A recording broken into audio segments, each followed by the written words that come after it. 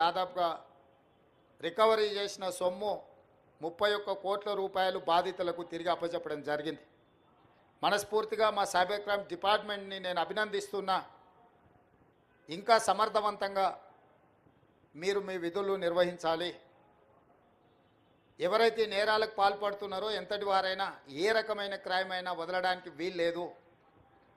గతంలో IPC sections ప్రకారం rape and మర్డర్ని serious crime కింద చూసేవాళ్ళం మనం.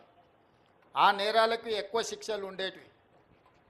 ఐపీసీలో చాలా వరకు వాటికి సంబంధించిన వివరాలను పొందుపరిచింది. ఇప్పుడు గవర్నమెంట్ ఆఫ్ ఇండియా ఐపీసీ సెక్షన్స్ను కానీ ఐపీసీని కానీ సమూలమైన మార్పులు తీసుకొచ్చింది. ఇప్పుడు కొత్త సవాళ్ళను ఎదుర్కోబోతున్నాం. భారత ప్రభుత్వం తీసుకొచ్చిన మార్పులను, చట్టాలను, నిబంధనలు వాటన్నిటిని కూడా మన అధికారులకు వివరించడమే కాకుండా